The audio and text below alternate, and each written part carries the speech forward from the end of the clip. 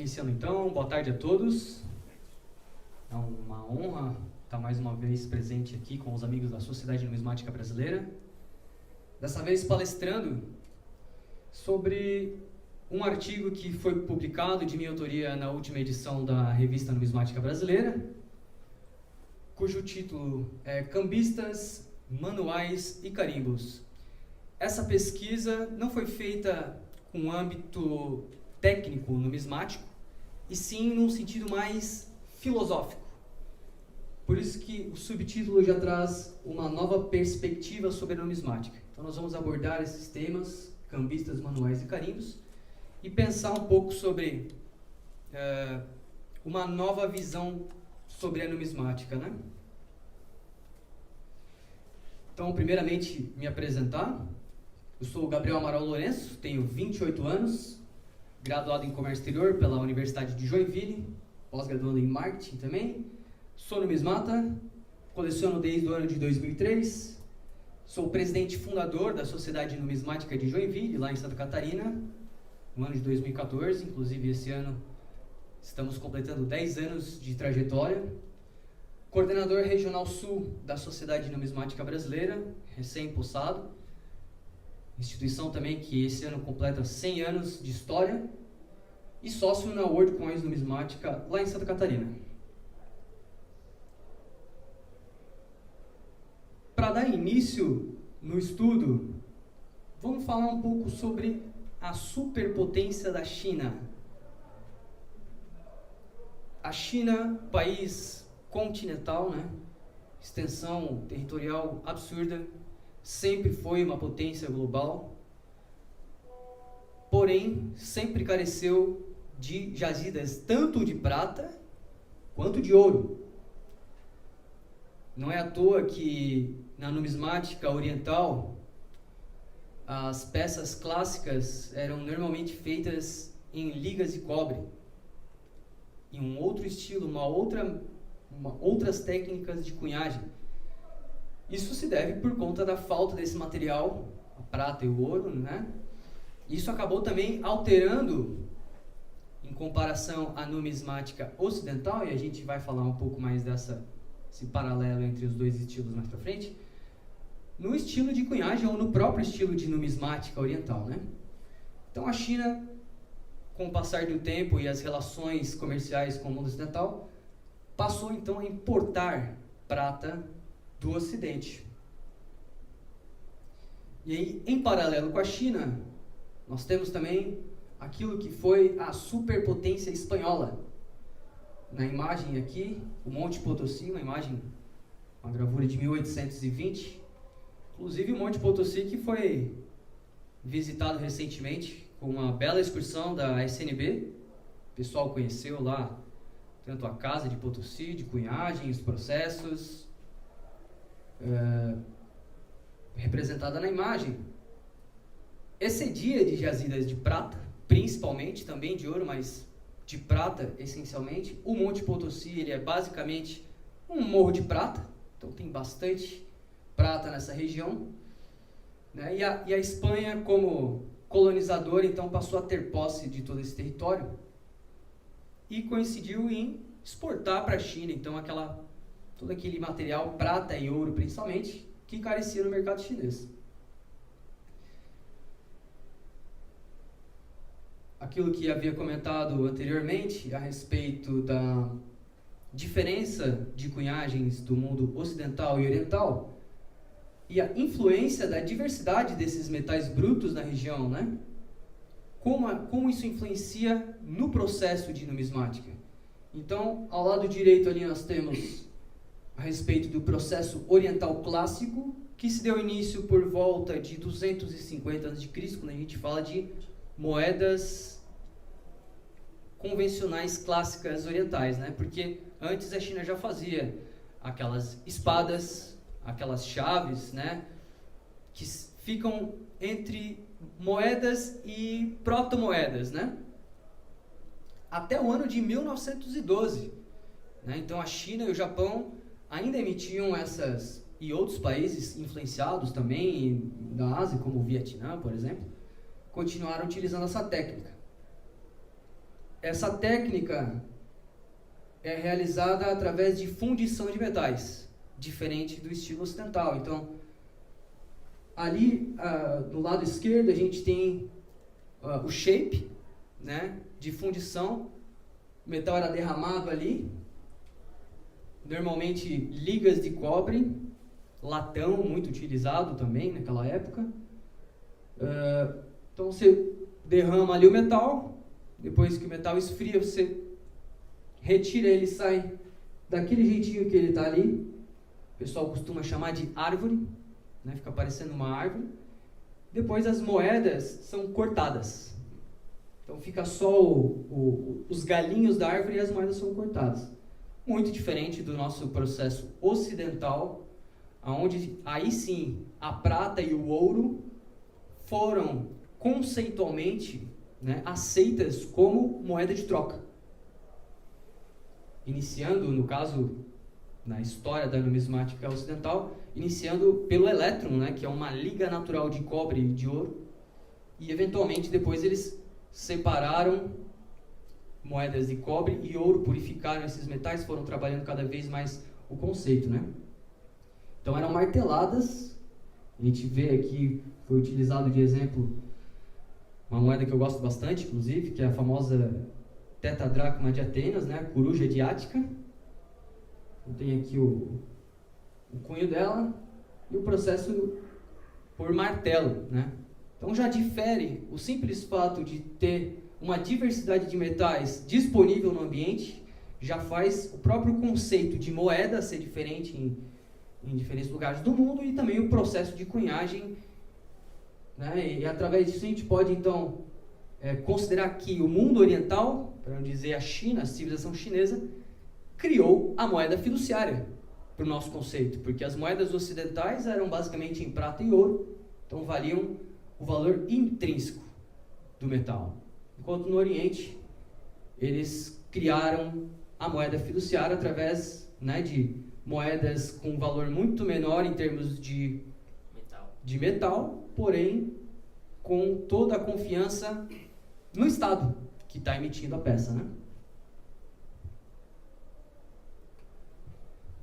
Então, o fluxo de prata para a China passou por 2 ciclos. O ciclo que a gente chama Potosí, Japão, que durou de 1540 até 1640, mais ou menos, e o ciclo mexicano, que a gente chama, que começou na primeira metade de 1700, já voltado para os portos da costa chinesa. O valor de mercado das pratas no território chinês era o dobro do valor em outros lugares, que proporcionou lucros absurdos para a Europa, né? Também é importante destacar que nessa época, a Espanha, visando esse vasto mercado de exportação de prata e ouro para a China, desenvolveu sua colônia que hoje a gente conhece como Filipinas, que são aquele arquipélago de ilhas ali. Inclusive foi batizada com esse nome por conta do príncipe Felipe da Espanha, que seria rei futuramente.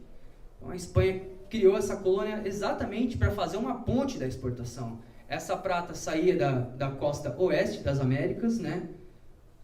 A maioria do México, mesmo que elas viessem do Peru e de barco até o México, cruzavam o oceano até as Filipinas, com destaque para o porto de Manila, atual capital das Filipinas, que foi aí o grande centro desse fluxo comercial, da corrida da prata.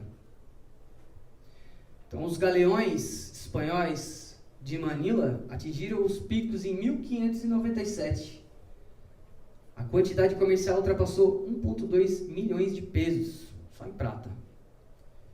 Embora a economia tenha tido mau desempenho em 1632, o comércio aumentou 300 mil pesos todos os dias, o que dá aproximadamente 37.008 reais por dia em aumento.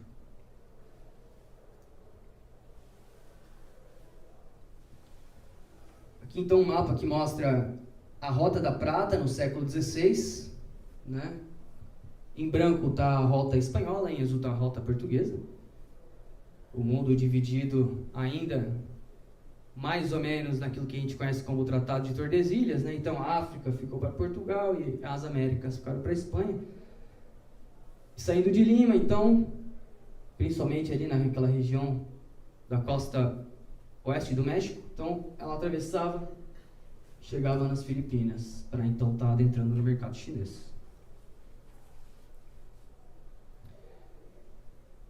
Então, sobre o título, vamos começar a falar sobre os shroffs, que são os cambistas orientais. A palavra original utilizada na China em mandarim é aquela ali, Qianzhuang, mas o nome que se costuma utilizar no mundo ocidental, que é shroff, ele vem de uma palavra persa, que o meu slide acabou não identificando, ele estava em persa antigo, em Pahlavi, sarraf, que significa cambista, em persa antigo. Então, na verdade, ele começou a ser utilizado, esse termo shroff, em inglês, no período em que a Inglaterra ainda colonizava as Índias, né? Então, do persa ele foi para o sânscrito, sharaf, e do sânscrito os próprios ingleses começaram a chamar eles de shroff, né? Então, a gente conhece essa profissão, esses cambistas orientais hoje no mundo da numismática como shroffs. Diferentemente do Estado que costumava emitir moedas, claro que nós também temos as moedas particulares no mundo ocidental, né? Os shroffs, eles eram de atividade privada. Eles não eram parte do Estado. Eles se organizavam em guildas. O que eles faziam? Qual que era a função desse profissional do shroff? Eles faziam um teste de autenticidade do metal. Então, fazia aquele teste que a gente conhece já de metal, né? Que são antigos. Faziam um teste também dos processos de cunhagem. Então, eles realmente analisavam até o bordo das moedas, né? Analisavam o estilo de desenho, comparavam, faziam também confecção e utilização de manuais numismáticos, que nós vamos tratar deles mais para frente, especificamente. Faziam os registros econômicos e fiscais, então eles também tinham essa função de cambistas, né? Porque eles se concentravam principalmente nos portos ou em mercados. Faziam cotações de câmbio e aplicação dos shopmarks, que também vamos tratar deles mais para frente aqui.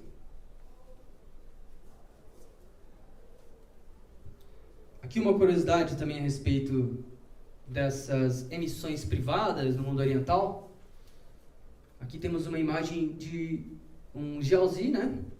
E os Jiaozihao, que surgiram no século XI, eram casas bancárias também privadas que emitiram as cédulas que a gente conhece como Jiaozi, que são simplesmente as primeiras cédulas conceituais do mundo.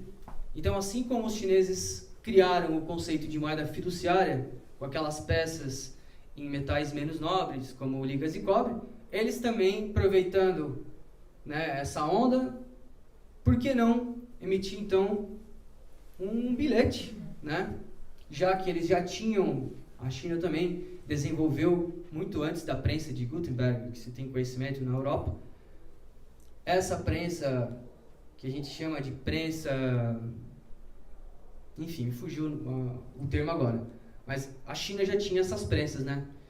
Então eles literalmente fizeram as primeiras cédulas normalmente em papel de arroz. Tudo naquele conceito da confiança no Estado, né?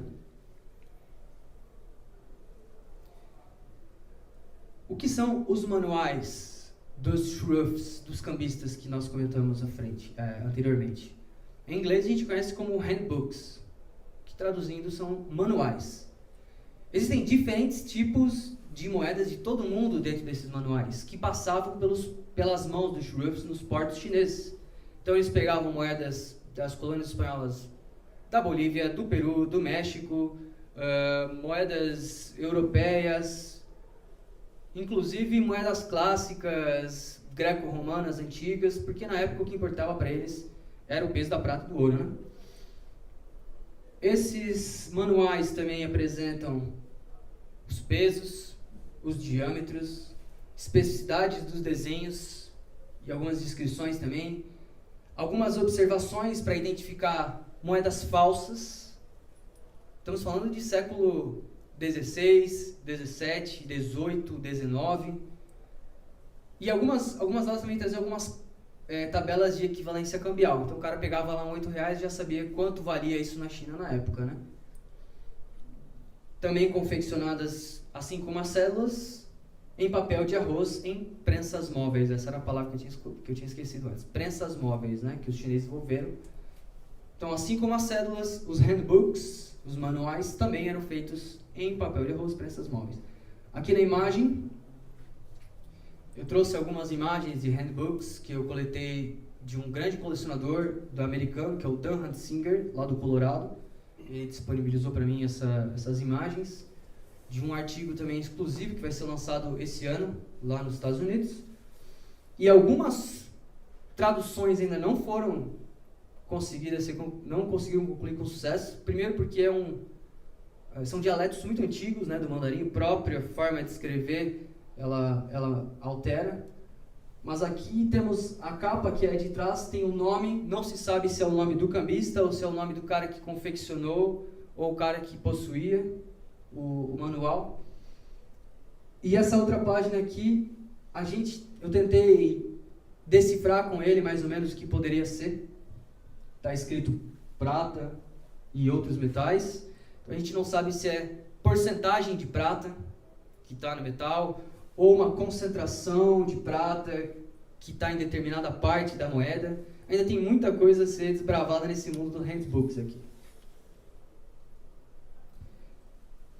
Então essa imagem eu montei para a gente entender mais ou menos como é que eles trabalhavam com esses handbooks. Tem 4 páginas aqui de um mesmo livro, onde a gente percebe que tem desenhado R$8.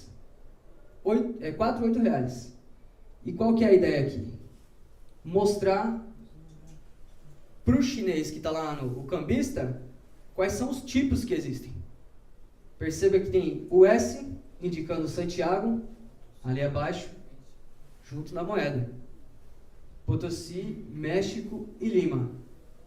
Né? Então, estamos falando de um manual muito parecido com os catálogos que a gente tem hoje, contemporâneos, né? Com a mesma finalidade.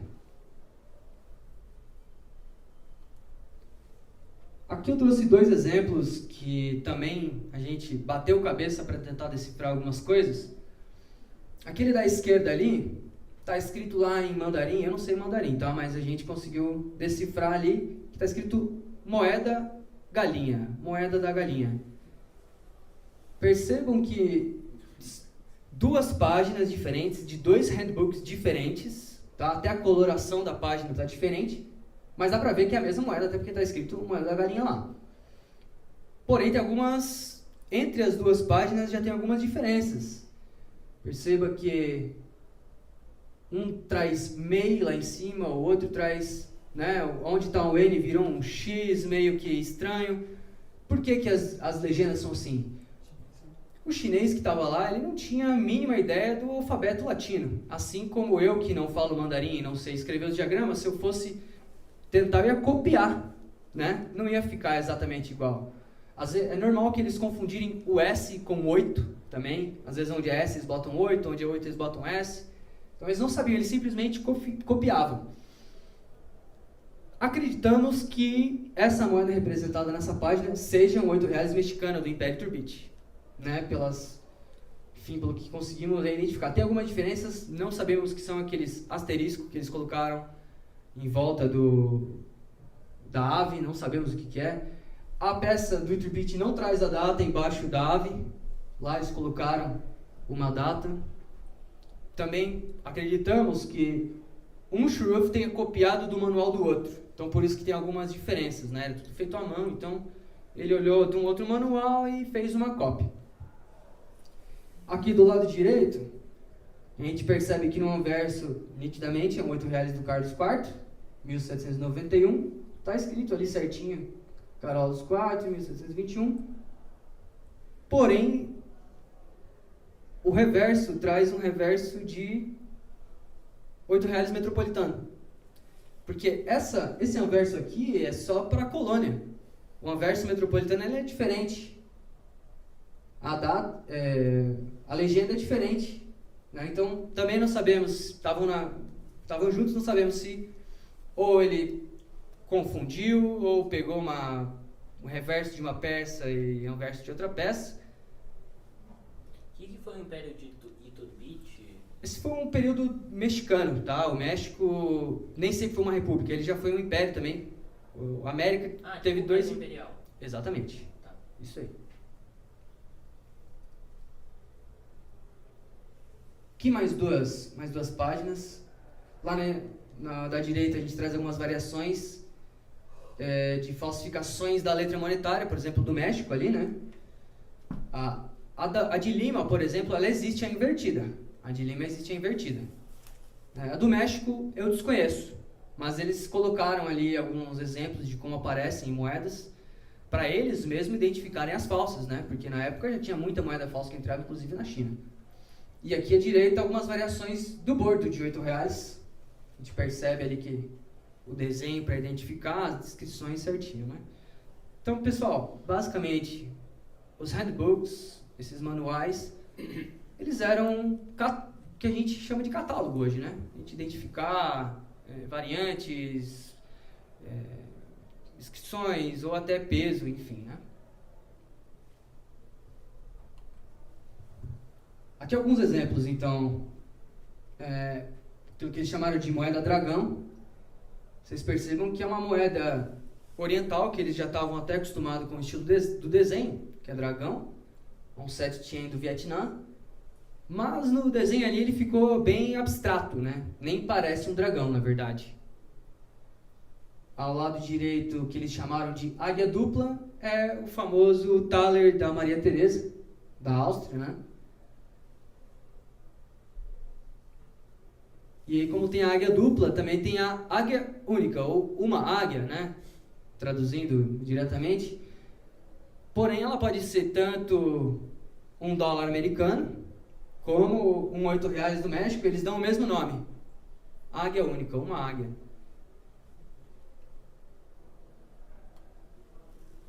Aqui um trecho de uma entrevista com o colecionador Dan Huntsinger.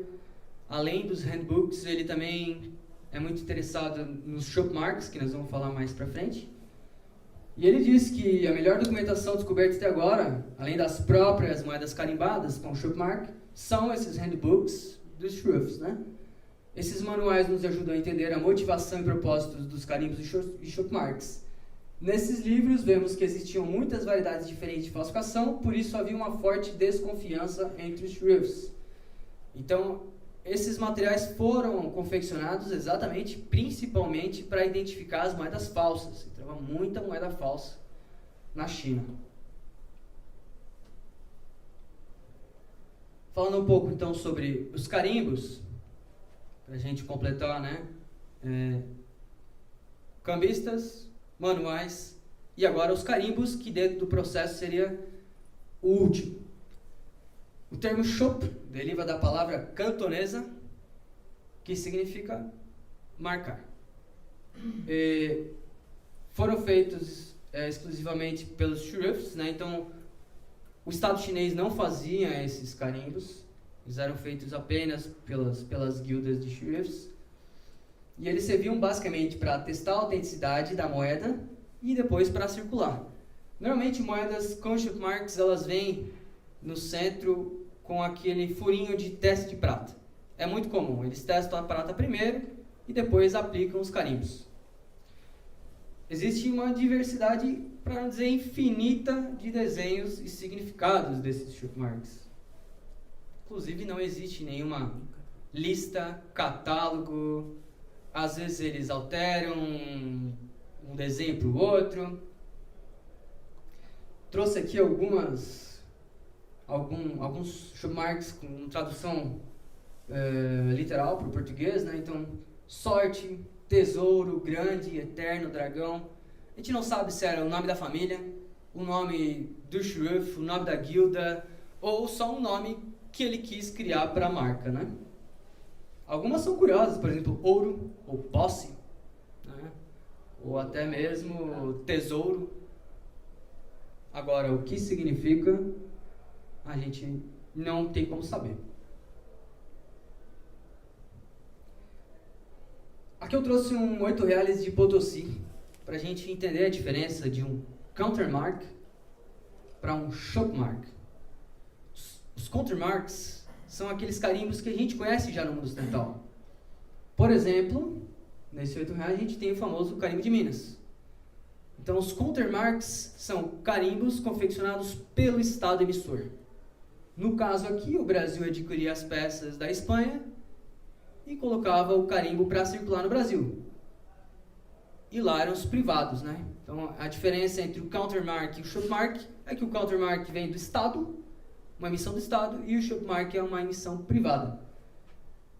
Essa peça especificamente é da coleção do Friedrich Mittelstadt, associado nosso lá da Sociedade Numismática de Joinville, um grande colecionador especialista nessas peças.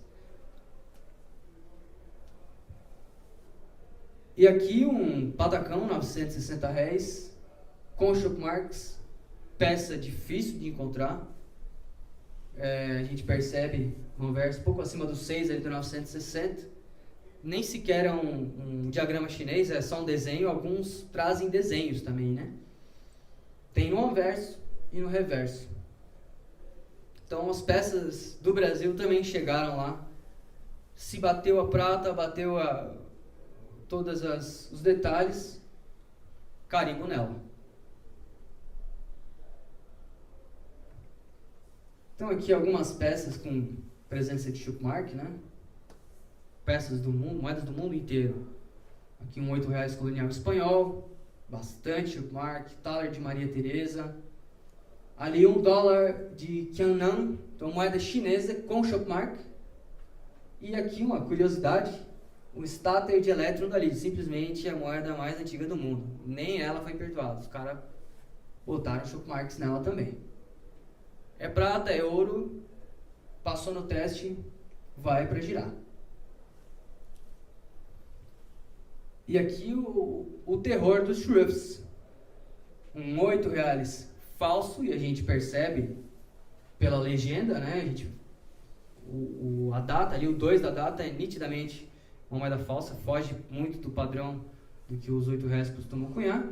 E os shopmarks também, todos falsos. Todos eles são falsos.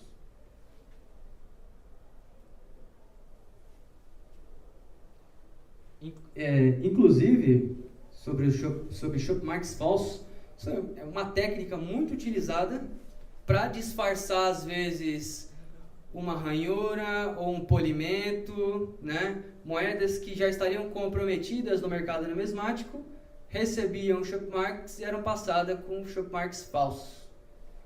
E às vezes o colecionador, por curiosidade, acabava adquirindo aquela peça por um valor mais elevado, porque está tapando ali os defeitos da peça, né?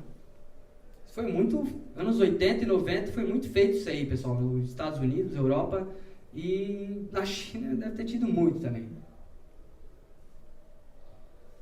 Então, o estudo tem muita coisa a ser descoberta ainda em termos de numismática técnica, né, pesquisa aprofundada mesmo, mas eu trouxe de uma forma bem introdutória aqui para a gente realmente analisar a numismática de uma outra perspectiva.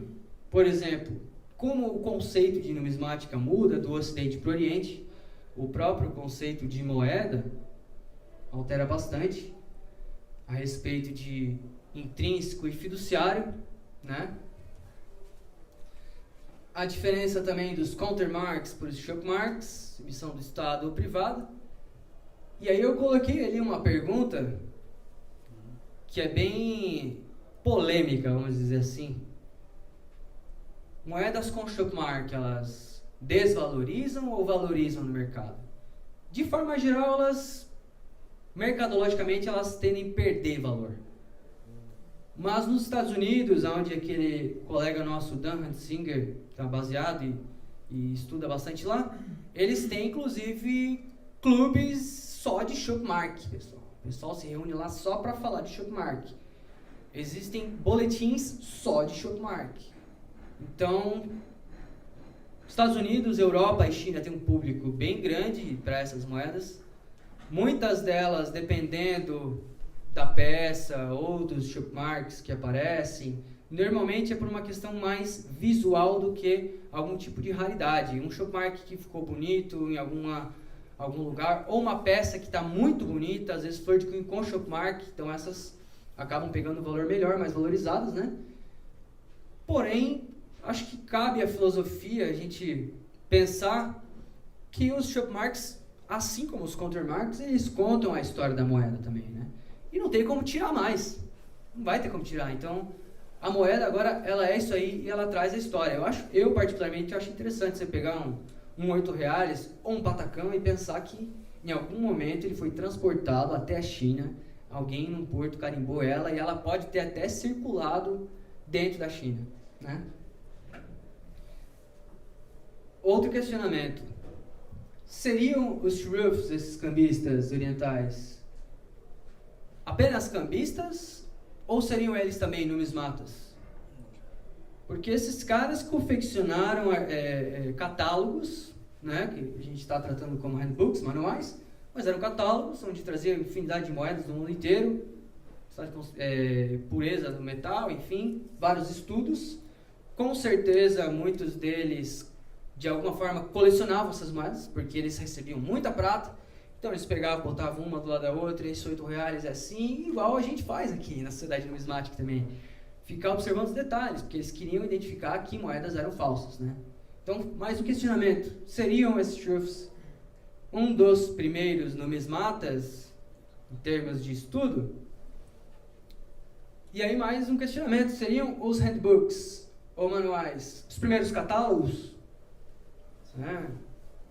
Peças aí do século XVIII, feito em papel de arroz.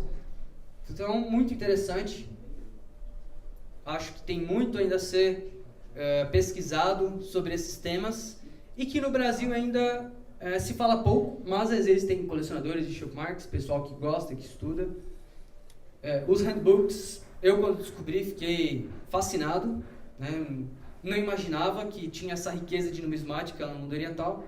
Então, decidi criar esse artigo, compartilhar com o pessoal, realmente para a gente dar uma introdução, dar uma pensada, às vezes uma pesquisada, alguém se interessa, pode iniciar uma coleção aí de Shopmarks, enfim. Então, o artigo completo foi publicado aí na última edição da Revista Numismática Brasileira, que indicamos, com certeza, né, adquiram aí a Revista Numismática Brasileira, a RNB. Vocês podem adquirir o site da Sociedade Numismática Brasileira, tem disponível lá nos encontros também. Então é isso, eu agradeço a oportunidade, vida longa à Numismática Nacional, deixo o meu contato. Também convidar todos ao nosso 17º encontro da Sociedade Numismática de Joinville, especial de 10 anos, que vai acontecer no dia 21 e 22 de setembro. Agradeço mais uma vez a oportunidade e obrigado.